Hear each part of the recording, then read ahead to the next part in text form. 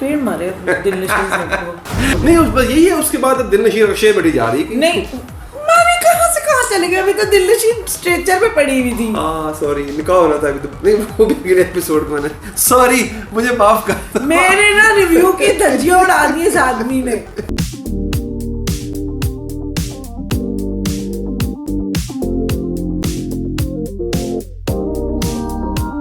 अस्सलाम वालेकुम, welcome back to my YouTube channel Sidra's diary. मैं हूँ सिद्रा, मेरे साथ में सैयद अली हैदर और हम लाए हैं आपके लिए एक और मज़ेदार रिव्यू जो कि है ड्रामा फितूर का। जी हाँ नाज़रीन क्या दोस्तों भाइयों बहनों, फितूर अपने बड़े ही ऐसे मोड़ पे पहुंच चुका है जहाँ से खत्म हो जाना चाहिए लेकिन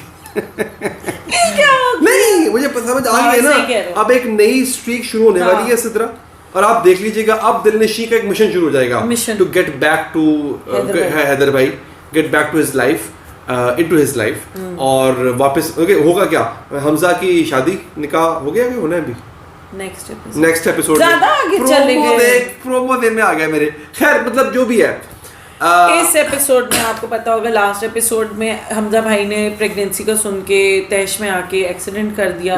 एक्सीडेंट किया, हैदर भाई भागे आए, उधर से अम्मी जी भी आ गई, उधर से दिलनशी के भी घर वाले आ गए, हमजा के भी घर वाले, अम्मा जी भी फाइनली पहुंच गई, उनकी फुली ड्रेस थी वो भी अपनी बेटी की तरह। और चले उनका तो फिर मुझे माफ़ी मैं देती हूँ, लेकिन खैर उस पॉइंट पे भी आएंगे। मिसकैरेज हो गया है बेबी का। हैदर साहब जो हैं वो ऑब्वियसली एक्सीडेंट हुआ वो सारा, वो थोड़ा प्रिडिक्टेबल भी था। हैदर जो है अब यहाँ से अंदाज़ा होता है कि हैदर जो था, अगर वो दिलनशी को रोक रहा था, it was not out of love, it was only because of his own child. नहीं पहले वो यही उसको नहीं आप पिछली एपिसोड्स भूल गए। अच्छा? वो कहता नहीं है मैं सब ठीक करना चाहता हूँ और मैं तुम्हें पाना चाहता हूँ। नहीं वो दिल में आया होगा ना वैसा कुछ। नहीं अली उसका कभी भी उस तरह से इंटेंट, उसका भी ना हो गया हुआ था, उसने कहा ओए बच्चा आ रहा है चलो जी बल्ले बल्ले बच्चे के थ्रू रह लेते हैं। मुझे लगता है कि वो भी कहीं ना कहीं था कि ठीक है यार ख़त्म हो रहा है तो हो रहा है, ठीक है ऐसे तो ऐसे ही सही वाला, पता नहीं, आई डोंट नो, मुझे इतना कोई अच्छा नहीं लगा इस दफ़ा हैदर ने जो किया कि जी इन द मोमेंट उसके बेबी का मिसकैरेज हुआ उसने उसको इतना चांस भी नहीं दिया कि उसके पास जाता और पूछता। भाई देखो पहले भी उसको पता था कि वो हमजा के पास जा रही है, मिलती है उससे, तो एटलीस्ट उससे पूछता। एक और मसला हुआ ना कि वो वहां पे था जब उसकी माँ के सामने वो शुरू हो जाती है ना, उसकी माँ हमजा की, उसकी माँ की तबीयत खराब होना शुरू हो जाती है, देन ही लॉस्ट नहीं यार उसको कहता कि तुम जॉब, आप लोग जॉब में आ रहा हूँ, एटलीस्ट उससे मिलता, चाहे कोसता, जो मर्जी कहता, गालियां निकालता, गुस्सा करता, मिलके उसकी साइड ऑफ स्टोरी सुनता। क्योंकि बहुत कुछ देखो पता है क्या है, अगर आप एक मैन पॉइंट ऑफ व्यू से देखो ना, तो जो हमजा की माँ ने सुनाई है ना बातें, वो बहुत है उस बंदे के लिए लेने के लिए।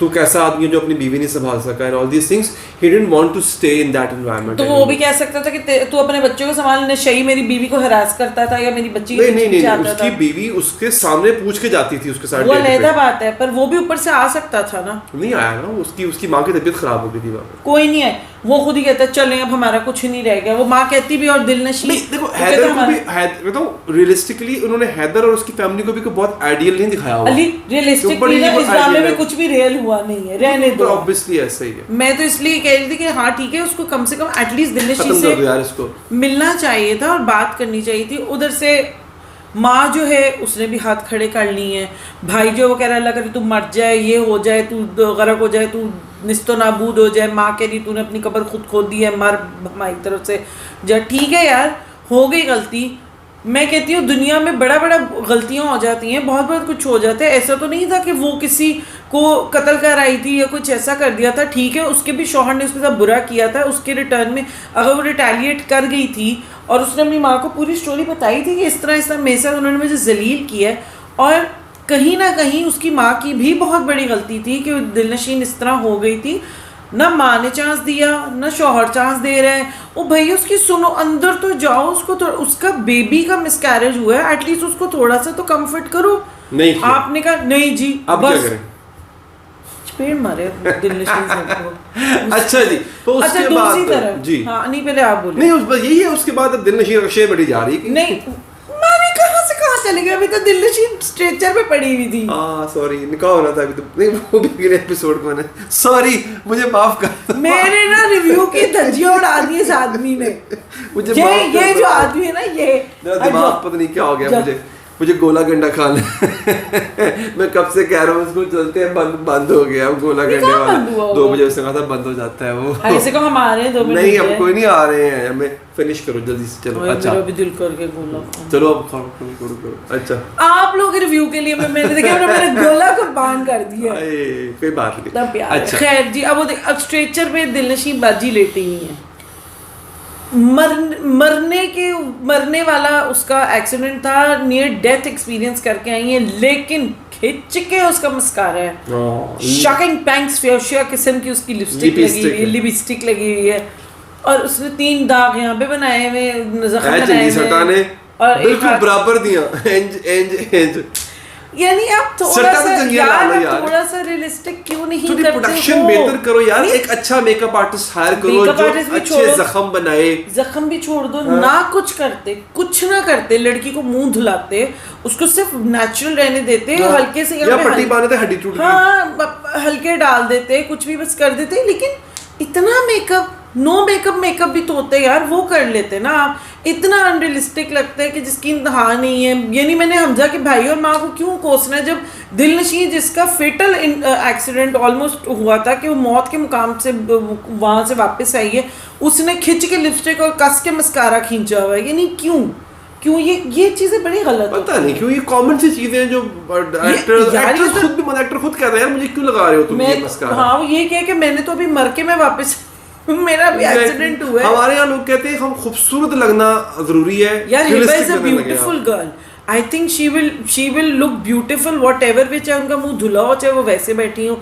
यहाँ पे ना डायरेक्टर की भी गलती है, वो क्यों नहीं, उसने एक दफा डायरेक्टर कहने गया बाजी मुंह धो के हैं, ये रियलिस्टिक नहीं लग रहा, तो समझ आती है। अब आप देखो इकरा अजीज की यहाँ पे मैं उनको जरूर कहूंगी कि खुदा और मोहब्बत में उन्होंने नो मेकअप लुक दी है थ्रू आउट।